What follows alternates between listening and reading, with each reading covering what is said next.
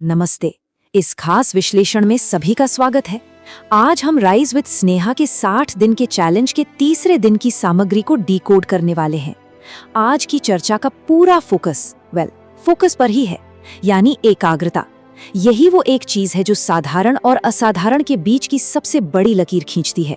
तो चलिए बिना किसी देरी के सीधे इस दिलचस्प सामग्री में गोता लगाते हैं और देखते हैं कि कैसे सिर्फ एक आदत बदलने से बड़े लक्ष्य हासिल किए जा सकते हैं।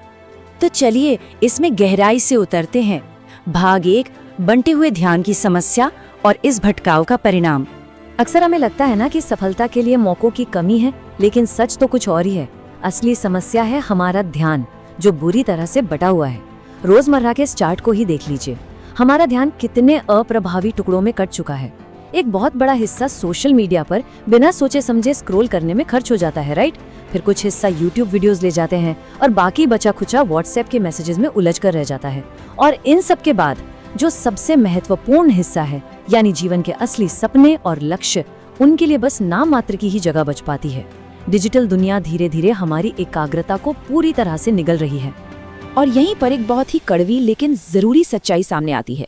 देखिए, जब मानसिक ऊर्जा और ध्यान हर जगह बिखरा होगा तो उससे मिलने वाले परिणाम भी उतने ही बिखरे हुए और बेअसर होंगे। ये तो पक्की बात है। इसके ठीक उलट, जब ध्यान किसी एक ही दिशा में पूरी तरह से लगा होता है, केवल तब जाकर कोई वास्तविक और ठोस प्रगति देखने को मिलती है। सिद्धांत एकदम सीधा सा है, आधी अधूरी एकाग्रता से पूर्ण सफलता कभी हासिल नहीं की जा सकती। अब आगे बढ़ते हैं भाग 2 की तरफ, मैग्नीफाइंग ग्लास का प्रभाव और एकाग्रता की असली शक्ति। और ये इस बात को बहुत ही शानदार तरीके से दर्शाता है।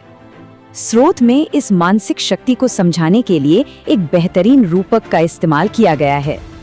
हम सब जानते हैं कि सूरज की किरणें जब सामान्य रूप से किसी सतह पर पड़ती हैं तो बस एक हल्की सी गर्माहट देती हैं, लेकिन जब उन्हीं किरणों को एक मैग्नीफाइंग ग्लास के जरिए किसी एक बिंदु पर पूरी तरह से केंद्रित कर दिया जाए तो क्या होता है? वो आग जला देती हैं। इंसान का दिमाग भी बिल्कुल इसी तरह काम करता है। हमारे पास मौजूद मानसिक ऊर्जा भी उन्हीं किरणों जैसी है। हर जगह फैला देंगे तो कुछ खास नहीं होगा, लेकिन किसी एक जगह समेट लेंगे तो उसका असर सचमुच जादुई हो जाता है। इस चर्चा से एक बेहद अहम सिद्धांत निकलकर सामने आता है, जहां फोकस जाता है वहीं सफलता बढ़ती है। स्रोत का स्पष्ट मानना है कि जब कोई अपनी पूरी ऊर्जा केवल एक खास लक्ष्य की ओर मोड़ देता है तो जो चीजें पहले बिल्कुल असंभव लग रही थी वो अचानक से मुमकिन होने लगती हैं। यही तो एकाग्रता की वो असाधारण शक्ति है जो बड़ी से बड़ी रुकावट को पार करने में मदद करती है। तो चलिए अब आते हैं भाग 3 पर, एक ही लक्ष्य का चुनाव और प्राथमिकता तय करना। सच तो ये है कि एक साथ बहुत सारे अलग अलग लक्ष्यों को लेकर चलने की कोशिश करना अक्सर भारी विफलता का कारण बनता है, क्योंकि हमारी ऊर्जा और समय दोनों ही सीमित हैं। उदाहरण के तौर पर ये लक्ष्य किसी की पढ़ाई हो सकती है, फिटनेस हो सकती है, करियर हो सकता है, या फिर अपना यूट्यूब चैनल बढ़ाना हो सकता है। लक्ष्य चाहे जो भी हो, मुख्य आवश्यकता हमेशा एक ही रहती है, चुने गए उस एक रास्ते पर बिना भटके अपना पूरा ध्यान लगाना। मतलब अगर लक्ष्य फिटनेस है तो पूरा का पूरा फोकस सिर्फ और सिर्फ फिटनेस पर ही होना चाहिए। इसीलिए रोजाना खुद से एक बहुत ही गंभीर सवाल पूछा जाना चाहिए, आज सबसे महत्वपूर्ण लक्ष्य के लिए क्या किया जा रहा है? ये एक ऐसा सवाल है जो इंसान को उसकी वर्तमान स्थिति का सच्चा आईना दिखाता है। और अगर गहराई से सोचने पर इसका जवाब कुछ नहीं आता है तो ये इस बात का स्पष्ट संकेत है कि तुरंत एक बुनियादी बदलाव की जरूरत है, क्योंकि सिर्फ लक्ष्य तय करने से तो बात नहीं बनेगी, रोजाना उस दिशा में काम करने से ही कुछ होगा। तो अब सवाल उठता है कि इस सिद्धांत को जीवन में कैसे लागू करें। यह है भाग 4, 30 मिनट का टास्क और डे 3 चैलेंज।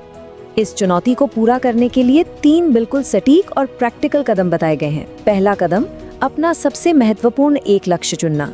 दूसरा कदम, उस चुने हुए लक्ष्य के लिए लगातार 30 मिनट तक काम करना, वो भी बिना किसी भटकाव के।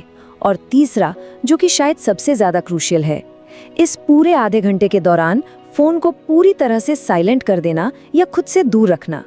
जी हाँ, इस बात पर बहुत अधिक जोर दिया गया है कि इस दौरान फोन जैसे डिजिटल विकर्षणों को सख्ती से बाहर रखा जाए।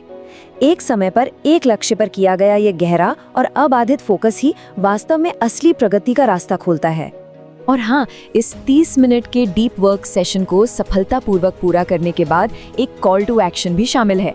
स्रोत में निर्देश दिया गया है कि जैसे ही ये चैलेंज पूरा हो जाए, डे 3 कंप्लीटेड की टिप्पणी जरूर की जाए। अब देखिए, ये सिर्फ कोई औपचारिकता नहीं है, ये खुद को जवाबदेही ठहराने का एक बहुत ही शानदार तरीका है। ये बिल्कुल अपनी एक जीत का जश्न मनाने जैसा है और खुद को याद दिलाने जैसा है कि आज का काम पूरी एकाग्रता के साथ खत्म हो गया है और लक्ष्य की ओर एक कदम और बढ़ गए हैं।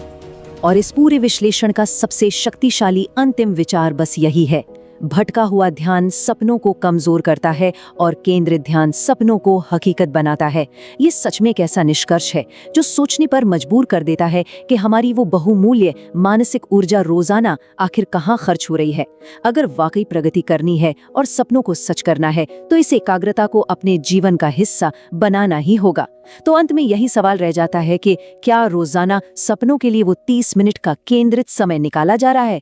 सोचने वाली बात है ना?